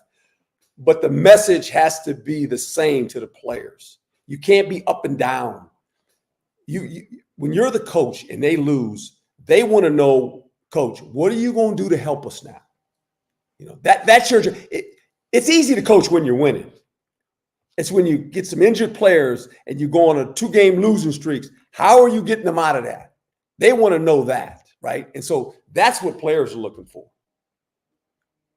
Coach, I wanted to ask one quick question about your days in college. Just recently, a settlement was announced today that, the NIL money that the players are going to be collecting is going to come from the school. So it's going to be incumbent on the coach to divvy up that money in the locker room. I mean, what kind of challenge is that going to be for these college head coaches? And how on earth do you make sure you keep a team happy when you, not the GM, are in charge of divvying up that money? Well, it's very difficult. And you're going to have now all of a sudden, now they've created a pay scale, right, for college athletes. And they're going to say, you get this much, you get that much. And it's going to be interesting compared to what other schools are giving those players, right? Who are you paying? Are you paying the quarterback? Are you paying the seniors? Are you paying the juniors? How do you allocate the money to the players? When you talk about money, you got problems with 17, 18-year-old kids and how you divide the money. Because the first thing they're going to say, well, wait a minute. We're getting this much, but the University of Alabama is giving players that play the same position that much. Yep. So that's always going to be the problem. You're dealing with every other college. And who are they paying? Are they paying the quarterback? Are they paying the running back? Are they paying the defensive backs? Are they paying the defensive linemen? What is the structure that you're going to have? That's going to be very interesting. One last one, Coach. A guy you got to look at in college, a guy you beat in Justin Herbert in 19. He's kind of entering what feels like a big pivot year in the sense that, like, he's gotten his money, but what's he going to do with it, right? What does that next step for him look like? What do you think he has to do? Is it the team around him for him to kind of carve his way into the have-beens and the better quarterbacks in the AFC? Because you look at Burrow, Jackson, Mahomes. What does he have to do to try and climb into that club and win big games in the postseason? Well, first of all, I think he got a good coach. His coach is going to help him tremendously. They're going to be a entirely different offense. He's going to be protected by a good run game, and that's what Coach has always done. Coach Harbaugh, he's going to run the football. Wherever he's been successful. So that's going to be part of it. If you're Herbert, you are excited about playing for Coach Harbaugh, in the fact that you're right. He's a big, strong, athletic guy. Look, the Chargers have some great pieces. They've got some great pieces around this football team. When they come out in the pregame warm-up, they got the best-looking uniforms in the NFL. And you go, man, look at these guys. And they just can't seem to get out of their own way. This is going to be a different team. And I think arrows are pointing in the right direction for him. Coach, last thing from me here. The rookie quarterbacks are going to be really interesting to watch. Titans open up with the Bears and Caleb Williams in week 1. You've also got Jaden Daniels in Washington. Drake May, how much time does he get? Michael Penix, right? All that controversy there in Atlanta. J.J. McCarthy, Bo Nix. If you were to pick a rookie quarterback that's really going to impress this year, who would you pick? Well, look, I'm going to go with my guy, Jaden Daniels. And now he doesn't, he's in a division where right now they're like the Giants. They're stuck because it's the Cowboys, obviously, or the Eagles, however you want to look at it. But I think with the new coach, with some surrounding pieces around him, I think he's going to play well. He played 56 college football games. Mm-hmm. He's got a lot of experience. He's not like a young quarterback that hasn't had a lot of reps. They'll build an offense around him. So his coordinator obviously is a guy that I know very well, that was at Arizona, that had Murray, right? So he knows how to deal with a quarterback that wants to play off schedule, right? This is a team that I think Washington, what are the expectations? You're fighting for third place. No one expects Washington to play to win the division, because they play in a division with two really good football teams. I mean, playoff teams, the Dallas Cowboys and obviously the Philadelphia Eagles. So I think Jaden will have a really good year. I think Caleb Williams, they've surrounded him with a lot of pieces, and he's a really good quarterback as well. I'm one of those guys. I'm a true believer in this. The young quarterbacks in the league need to be successful, all of them, every single one of them, because when they play better, the league is better. It's fun to watch young quarterbacks, right? It just is, because they're taking the torch for that organization, and you're hoping that you hit a home run with the guy. You're hoping that you can do what the Green Bay Packers have done. Think about the Green Bay Packers. If Love continues to play at this rate that he's playing at, for 50 years, the Green Bay Packers have 3 quarterbacks: Brett Favre, Aaron Rodgers, and now Love. They figured it out. They know how to draft quarterbacks. I mean, 50 years could go on in this organization. They've only had 3 quarterbacks.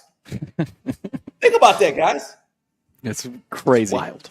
Meanwhile, the Browns. No, I'm kidding. The Browns and the Browns. Now the Browns. Easy to make that joke when Kelly's gone. Yeah. Well, look, we know about the Browns and all that, but I hope Deshaun Watson plays well. He's got some pieces around him. The one thing I always tell Cleveland fans is this: the best football player to ever play, even right today, God bless him, so long with us, is Jim Brown. Yep. It's Man, Jim Brown. special. Yeah, That's special. Coach, thank you so much for taking the time. Good luck. I've been seeing you on ESPN, and maybe we'll get George back on here with you next time. Yeah, tell George I miss him, man. I knew he was on vacation somewhere. He's on vacation, but the problem is he's listening to you guys to make sure you guys are doing it. He's going to call in and critique you guys. Yeah. George, they're doing great, George. Just relax. I mean, there's no shot he's listening. Right, Billy? No shot. Who knows? Who knows? Maybe Herm's right. Coach, thanks again. My pleasure. Thank you both. Herm Edwards, ESPN NFL analyst, former NFL player, coach, college coach, Arizona State. Totally forgot. Coached Jaden Daniels there for a couple years. Ruined, kept Oregon out of the playoff in 19. Got to be cool for him to see. That would have been my last question. How cool has that been to see Jaden really progress into a Heisman Trophy winner, and now the franchise guy with a lot of pressure on him in Washington? We'll see how that pans out. We'll see how the phone lines pan out. I want you to call in. If you got a Titans question, how excited what are you for the Titans? What's the most exciting thing about the Titans coming into this season? What are you most excited to see? We're also going to get to some breaking news that Billy hinted at with Herm Edwards there about recent settlement that just came out here in the last hour or so in the House against the NCAA. So we got some news to get to, but we want to take your calls. Chime in, 615-844-5600. Again, 615-844-5600. Also, comment, YouTube, Twitter, Facebook, however you're watching the show. Keep it right here, 95.9 FM. It was the most horrible experience that any mother could ever go through. I knew that I needed to get help. My friend, she immediately said, "You need to call Bart Durham." And you guys were there within an hour. You guys are like family for us. Yeah, sure is nice to connect with the people that you're doing your best to help.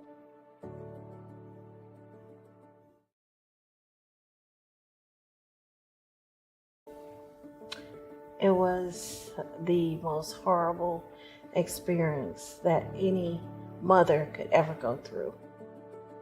I knew that I needed to get help. My friend, she immediately said, "You need to call Bart Durham." And you guys were there within an hour. You guys are like family for us. Yeah, sure is nice to connect with the people that you're doing your best to help. Year number 2 of the Plaster and Friends Celebrity Bowling Night was awesome. And the reason is really simple. I chose Strike and Spare, and they were amazing. They have great food, great bowling, and a staff that is truly ready to go the extra mile to help you. They have 5 family fun centers in the area to choose from, and for more info, go to strikeandspare.com or call them at 615-824-5688.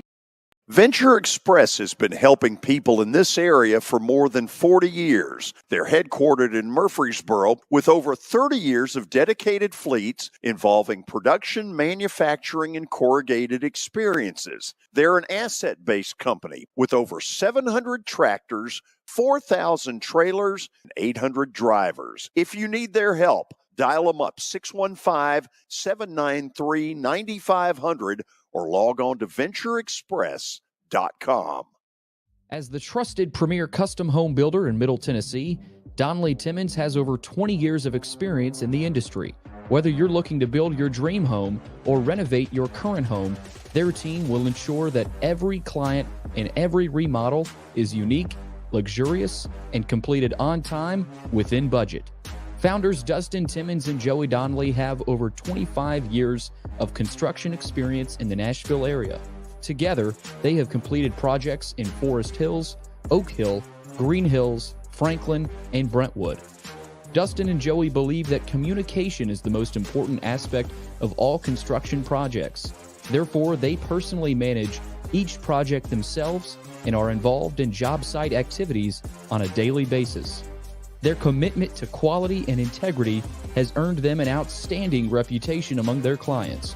Contact them to set an appointment for a free consultation or to view some of their completed projects. Give them a call at 615-456-7983 or log on to DonnellyTimmons.com. In your hand today and your vehicle hauled away. They'll buy your vehicle no matter the condition, in your driveway, at your mechanic shop, or even on the side of the road. Give them a call today at 615-480-6473 or visit buyandtow.com. Get cash in your hand today and your vehicle hauled away. 615-480-6473. Buyandtow.com. That's buyandtow.com. Here's Stan Harrison for Apple Collision Centers. Hello, George. We at Apple Collision Centers understand the stress that auto body repair process can put in your day-to-day lives. We at Apple Collision Centers, we have 3 convenient locations, Old Hickory, Hendersonville, and Gallatin, ready to serve you. You can stop by and get an estimate, or you can get one online at www.applecollisioncenters.com.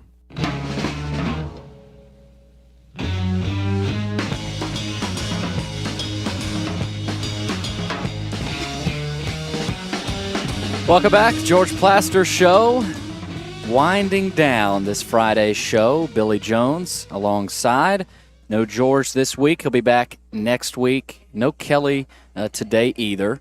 But we've got some big news to get into here. Not going to spend a whole lot of time on this. We'll probably rehash this next week, Billy. But what you got on the latest with the NCAA and the House? Right. So there were 3 different rulings that came through today, and the NCAA has tentatively settled all 3. They still need to make their way through the courts to ensure that they are approved. But what we've learned today is one of them is going to be back pay for athletes.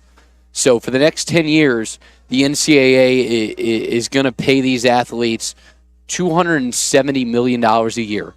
And this is going to come collectively from money raised from the school.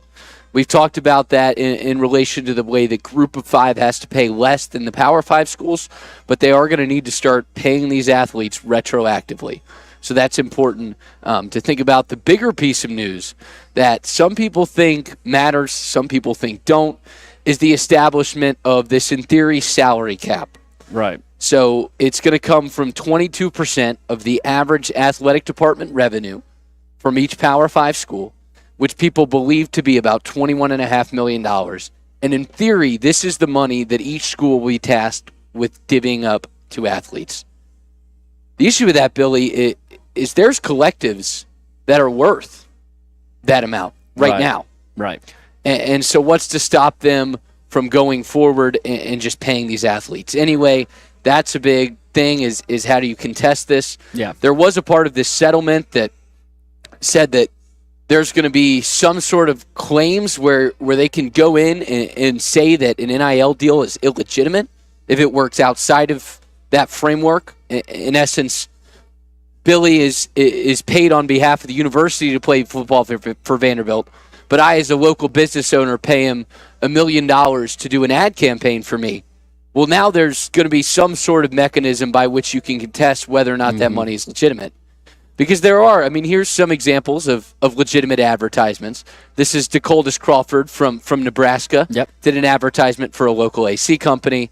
Here, an example at Mizzou, some defensive players on a pizza. Yeah. We've also got Luther Burden with potato The chips. So even though these are considered legitimate advertisements, there are mechanisms by which there could be legal issues to basically say they're not worth what they're getting paid. But I also don't know the framework by which, because they haven't established it, that's actually contested. Because the NCAA is powerless in this whole thing. Yeah, So that's the bottom line here. I saw a tweet from Andy Staples. Yeah, good luck with that. Yeah. On a Ross Dellinger tweet where Ross basically outlined that boosters are prohibited. Apparently in this, boosters are prohibited from entering into NIL deals with athletes unless they can prove the agreements are genuine with rates that align with similarly situated individuals with comparable NIL value. So it's social following? Because there's also the TV exposure. I have no idea how that's the NIL enforceable. value, you would imagine, like On3, right? They have the valuations. That's my guess. But that's a good question. How do you look at comparable NIL value? Like how do we know a player's true NIL value? Maybe no one knows. That's the thing about this.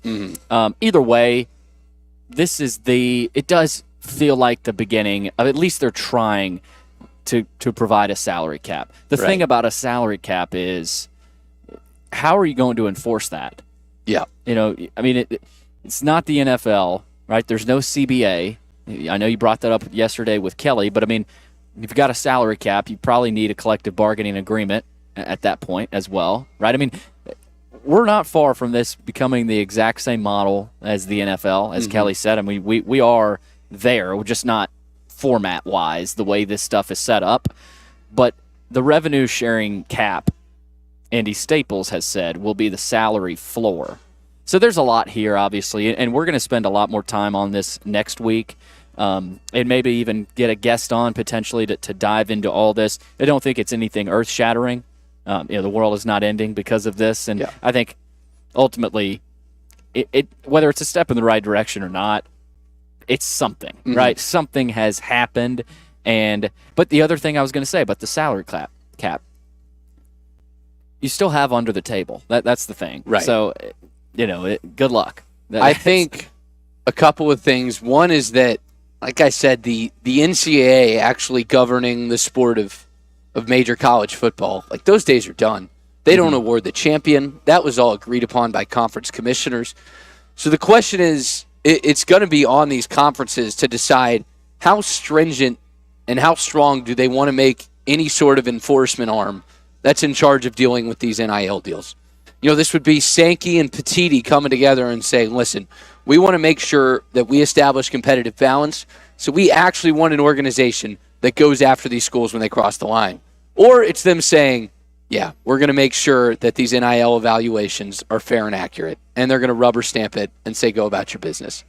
So that's going to be interesting to watch how that plays out. Again, I'd say it probably errs towards the latter before the former, if we're being honest.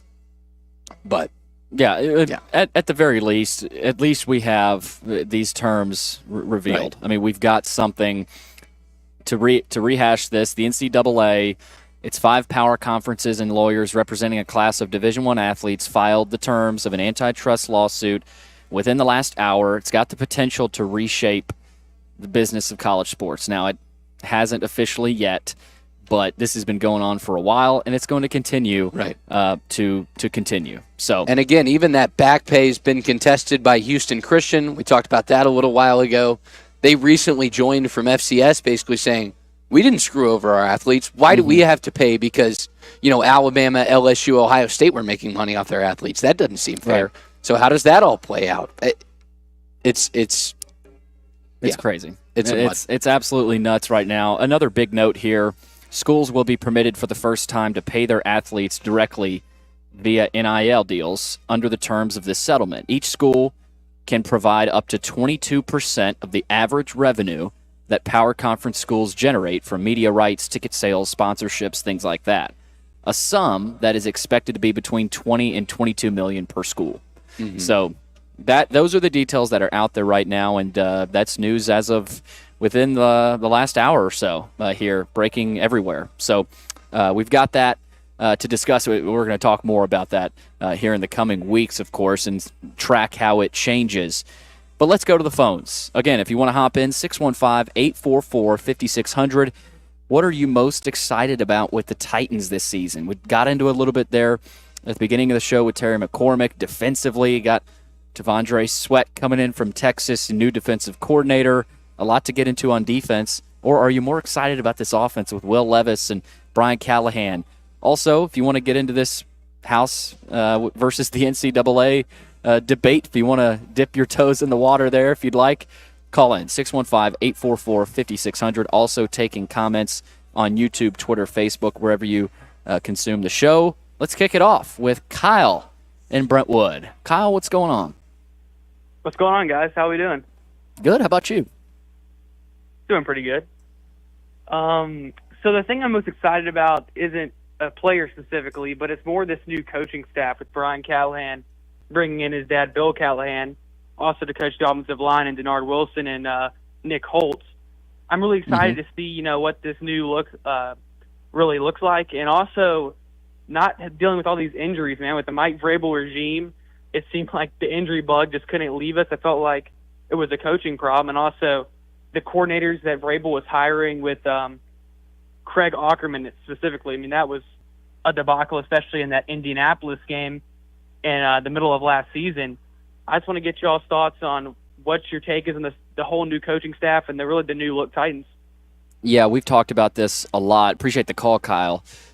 With this coaching staff, Billy, George brought it up initially with the special teams gaffes last year. I mean, you get your punter killed.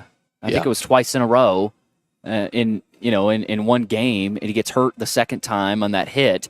So you lose Stonehouse, who's one of your better weapons on the team last year. Of course, he's back this year. So you bring in a new special teams coordinator. But you also bring Colt Anderson is his name, the new special teams coordinator. Offensively, brand new look. I think that is even more of an impact than defensively. Love Denard Wilson, but Nick Holtz coming over from the Jaguars, who was instrumental in Trevor Lawrence's development in Jacksonville, comes over. Bill Callahan on the offensive line, who is regarded as one of the best offensive line coaches in the entire league, is now coaching your offensive line. And the Titans' offensive line was absolutely putrid last year. So that will make a difference. You drafted an offensive lineman out of Alabama as well. You also brought in Bo Hardegree as the quarterback's coach, a guy that Tony Basilio actually had mentioned to us as a Tennessee guy. He was with the University of Tennessee. He's a Tennessee native. He's got 16 total years of coaching experience. He's sort of guided Aiden O'Connell last year with the Raiders a little bit, so I think the big thing offensively here, Billy, for me is how these coaches offensively specifically have groomed younger quarterbacks. And now Callahan has also worked with Peyton Manning, of course, and some veteran quarterbacks, but he's also worked with Joe Burrow. Right. And last year in Cincinnati with Jake Browning, who was really able to keep the Bengals afloat last year despite Burrow going down. So I love the experience with Hardegree, with O'Connell, Holes with Trevor Lawrence, and then Brian Callahan has experience with all kinds of different quarterbacks. So I just love the way that offense has worked with so many different quarterbacks. They've groomed younger guys, but you've also got some veteran guys like a Peyton Manning who has played under a young Brian Callahan as well, who he's talked about. He was just barely older than Peyton when he was coaching him. So that's what I like most about this offensive staff specifically. Yeah, and it feels like the team for so long was built around their identity as a power running team. Yeah. And that worked when you had an offensive line that could shove people around, and you had Derrick Henry in his prime, and it just felt like that started to dissipate, and just the offense felt so predictable and so bland and so unimaginative. But, you get a guy with great experience in Brian Callahan and a staff around him that should help these guys continue to grow. And I think you're going to see Will Levis throughout the year get more and more comfortable with this offense that, yes, has a lot of moving parts, but has a lot of exciting weapons you can turn to, not only on the outside, but then also I'm really intrigued to watch Tajay Spears out of the backfield. I think they're going to find some really creative ways to get him involved. And we saw him last year in flashes. I think that's the thing I'm most looking forward to, is to see Tajay Spears in an offense like this that's much more complementary to his skill set. And then defensively, if you could avoid the injuries, which it already seems like we're on a bad start with Awuzie out for a couple weeks, but just not having to hold your breath every time there's a 3rd and 11, feeling like there's going to be a holding call or you're going to give up a big third down. The fact that you feel like you can be a little bit more imaginative and creative, as opposed to just, I hope this offense kills itself with a penalty or misses the mark on a throw and maybe we can get off the field. It feels like you're going to be able to be a bit more aggressive on both sides of the ball, and it's just not going to feel as stagnant, which I think just from a viewing perspective, even if it doesn't result in that many more wins, it is still just going to be night and day different. Well, first look for fans tomorrow. I think gates open at 10 a.m. Practice starts tomorrow at 11 a.m. at Nissan Stadium. If you want to get out there, it is free to the public, and so you get a chance to check out the Titans. Practice was not open today. It will be open to the public tomorrow there at Nissan Stadium if you want to go check it out. Obviously, preseason getting underway next week with the Hall of Fame Bowl. Bears and Giants? Is it Giants? I know the Bears are involved. I'm forgetting who they play right now. Either way, Hall of Fame Bowl is next Thursday. Titans in the preseason will kick off shortly after that. And then in the regular season, Titans open up with the Bears. So haven't talked a ton of Titans in NFL, but we've got plenty of time. Bears and Texans. Bears-Texans, So Hall there of you Fame go. Bowl next Thursday. Can't believe that. Got fall camp starting for a lot of for most college football teams. Next week, I think the Week 0 teams are probably already started. In that Week 0 game in Ireland. So can you imagine a Florida State practice this week? Out in that heat in Tallahassee has got to be I don't want to brutal. imagine. They'll be inside, I would imagine. And that even happened to Vanderbilt, where heat index, too hot, let's go inside. So, but Vanderbilt, one of the schools practicing in the mornings, I would guess, in that Florida heat. I went to school in Florida, Billy.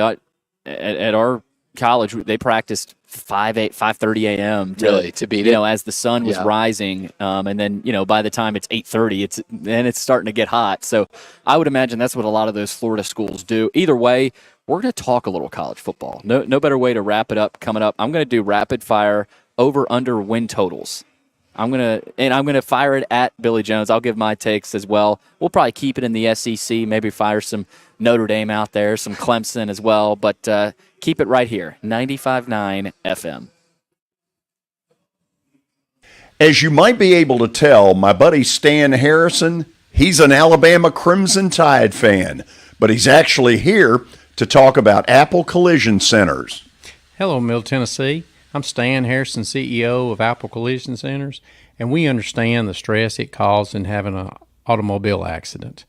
We can help you ease the stress of the auto body repair process at our 3 locations. We're conveniently located in Old Hickory, Hendersonville, and Gallatin. We've got rental cars available, we have PDR technicians available, and we have windshield technicians available. Please stop by one of our places and see us if you need our services. And by the way, when you come in his office, this just in, he's a sports fan.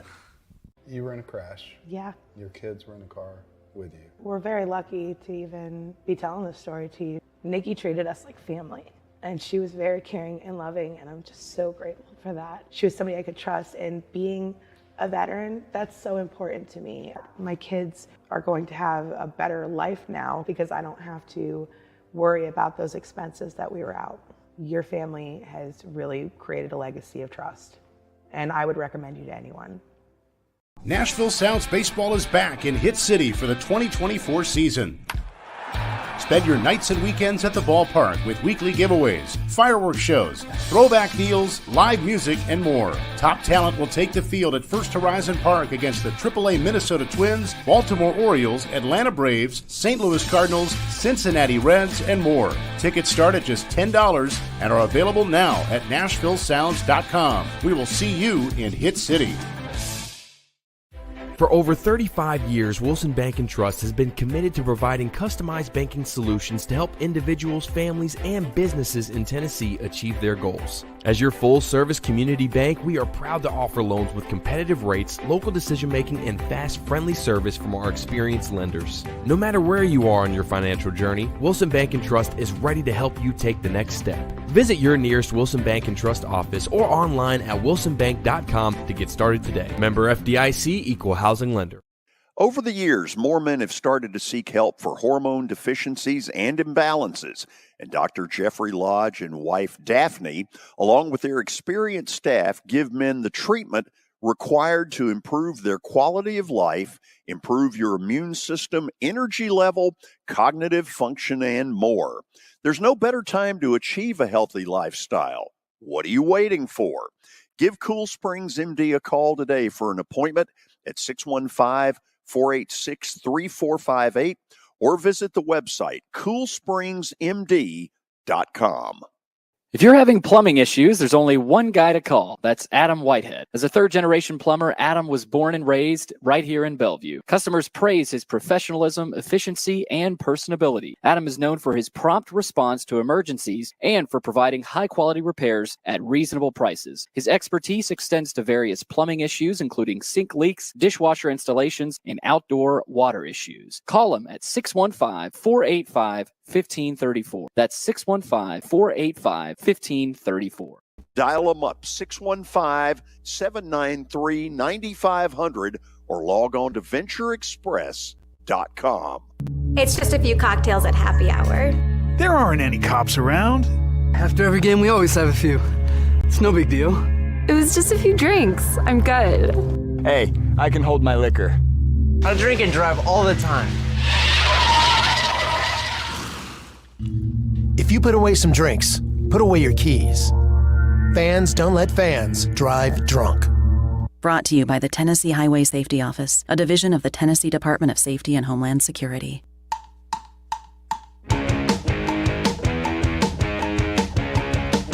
Welcome back. Wrapping up a great show today. Tim Brando from Fox Sports talking a little college football, promoting the Big 12. Called it the best conference, or most competitive conference from top to bottom. And then we also had Herm Edwards talking a little NFL with some of the holdouts, a little bit of Titans talk as well, with a big practice tomorrow at Nissan Stadium, open to the public if you want to go check it out. But final segment here, we do still have Bet of the Day, but I'm going to do rapid fire over-under SEC win totals for Billy Jones. Here we go. Alabama, 9.5. Give me under. You got to go to Wisconsin. You got to go to Tennessee. You got to go to LSU. You got to go to Oklahoma. You get Georgia at home. Missouri after 5 straight SEC games and a road trip to Knoxville. Listen, I think this team's good. I think Milrose going to be solid. I don't think they have those shutdown guys at corner like they had, they've had historically, and then obviously last year with Terry and Arnold and Kool-Aid McKinstry. I don't think DeBoer is going to be a failed experiment. I think he's going to do a great job, but I think this is a 9-3 football team. Could this be the last year for Sam Pittman? Over under 4.5. 4.5. I'm going over. I think they're going to find a way to get there. You got 3 really winnable games in the non-con. At Oklahoma State, a game I really think they can win. The Sokie State team, when things are expected of them, things go wrong for them. I think they can find a way to win that ball game and then steal an SEC win somewhere else. Hugh Freeze and the Auburn Tigers got Peyton Thorne at quarterback, over under 7.5. I think it's right under. People are really high on Cam Coleman coming in as a freshman. He's got that 6'3" frame. He's athletic. I just don't think he quite makes the jump people are expecting him to year one in the SEC coming in as a true freshman. I think the defense isn't going to be as dominant as a lot of people are hoping with DJ Durkin. I think this Auburn team is going to be good, but I think 7-5 is the right number for where they're going to finish up. And they might be a team that starts 5-0. Yeah. Florida Gators, Billy Napier.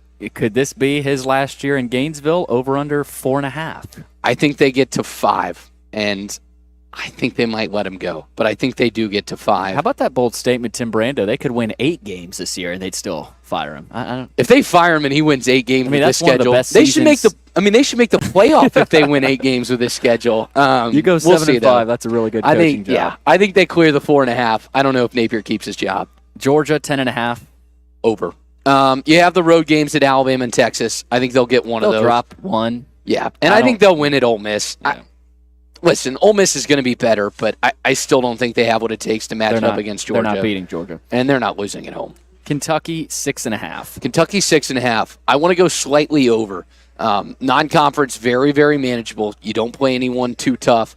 Louisville's your toughest game. That's at home. Your road games in conference are tough, but at home you got Vandy, you got Auburn, you got South Carolina. Those are 3 really winnable games at home. I think Kentucky gets to 7 wins. Vandegrift better than the guy they had last year. I think he is. I think he's going to be good. And that defense is going to be nasty with Deion Walker and then Maxwell Harrison in the back end. Dumas Johnson as well. LSU 9.5. Sorry, I'll be faster. Over. I think this is a 10-2 football team. Really high on LSU. You can split. You can lose a couple road games and still be fine. I think they're going to take care of Ole Miss and Bama at home. This one's crazy. Mississippi State 3.5. Over. It's all going to be about that first game in Tempe, week 2. Yep. Can they beat Arizona State? That's the hinge point. They should. If they can't, that team's not very good. I think Lebby's a really good coach. I think this is a team that's going to catch fire late. Watch out. Missouri goes there second to last week of the year. I think that's a big, big trap game for the Tigers. Speaking of the Tigers, 9.5. Give me over. That schedule's too manageable. Really like what they have coming back on offense. I think Corey Batoon's going to do a good job with that defense. It's all about splitting a road game at Texas A&M and a home game against Oklahoma. Can you get 1-1 in that? You can still lose that game at Alabama, be fine. You mentioned the Sooners, 7.5. That surprises me. I think it's right under. You know why it is? Road trip to Auburn, road trip to Ole Miss, road trip to Missouri, road trip to LSU. They're not winning a single one of those games. Good luck, Sooners. Ole Miss, 9.5. Ole Miss 9.5. I think it's under. I think this is a 9-win football team. I think it's very good, but I think they're a 9-win football team. Some big road traps I look at. They go to South Carolina the week before they go to LSU, and they have a big game against Oklahoma, and then they go to Arkansas right before that Georgia game. That's been a house of horrors for them recently. I think the Hogs get them in Fayetteville. You're going to have Rebel fans in your mentions. Yeah, I'm sure. South Carolina, 5.5. Under. This team is... They're not very good. They're not very good. They're good in NCAA. Are they? The new video game. I haven't played with them yet. Maybe Sellers is the real deal. I don't buy it. I'm going under. Tennessee, 8.5. Tennessee, 8.5. Over. I think this is a 9-3 football team. I think they just miss out on the playoff. I think Nico's going to take his lumps early, especially in that Oklahoma game. I think it's going to get ugly in Norman. But I think he's going to find his way late in the season. I think they're going to beat Alabama at home. I think they'll find their way to 9 wins. Yeah, I think that's a pretty easy over. Yeah. Texas, 10.5. Texas, 10.5. I'm going to go under. Just too many tough games on that schedule. That road trip to A&M is going to be a nightmare. I still think this team makes the playoff at 10-2. You also got to go to the big house. You got the Red River game, Georgia at home. I think this is a really good Texas team. I think 10-2 there in the playoff, but I don't think they get to 11 wins. Mike Elko and the Aggies, 8.5. I think it's under. They're going to beat somebody good. Like we've mentioned, Missouri, LSU, Notre Dame, Texas. All teams that have their eyes on the playoff, they go to College Station. They knock off 1 or 2 of those teams, but ultimately I think this is a 7-5, 8-4 team. Vandy, 2.5. Over. Come on, Doors. I think Clark Lee will find a way. You beat Alcorn State, and you beat Ball State, and you just got to find one more win. At Georgia State, at Kentucky, home against South Carolina. I think they can find that 3rd win, maybe even that Virginia Tech game. There it is. Best rapid-fire segment of all time. We'll have one more Bet of the Day segment. Keep it right here, 95.9 FM. Here's Stan Harrison for Apple Collision Centers. Hello, George. We at Apple Collision Centers understand the stress that auto body repair process can put in your day-to-day lives. We at Apple Collision Centers, we have 3 convenient locations, Old Hickory, Hendersonville, and Gallatin, ready to serve you. You can stop by and get an estimate, or you can get one online at www.applecollisioncenters.com. You were in a crash. Yeah. Your kids were in a car. with you. We're very lucky to even be telling this story to you. Nikki treated us like family, and she was very caring and loving, and I'm just so grateful for that. She was somebody I could trust, and being a veteran, that's so important to me. My kids are going to have a better life now because I don't have to worry about those expenses that we were out. Your family has really created a legacy of trust, and I would recommend you to anyone. As the trusted premier custom home builder in Middle Tennessee, Donnelly Timmons has over 20 years of experience in the industry. Whether you're looking to build your dream home or renovate your current home, their team will ensure that every client and every remodel is unique, luxurious, and completed on time within budget. Founders Dustin Timmons and Joey Donnelly have over 25 years of construction experience in the Nashville area. Together, they have completed projects in Forest Hills, Oak Hill, Green Hills, Franklin, and Brentwood. Dustin and Joey believe that communication is the most important aspect of all construction projects. Therefore, they personally manage each project themselves and are involved in job site activities on a daily basis. Their commitment to quality and integrity has earned them an outstanding reputation among their clients. Contact them to set an appointment for a free consultation or to view some of their completed projects. Give them a call at 615-456-7983 or log on to DonnellyTimmons.com.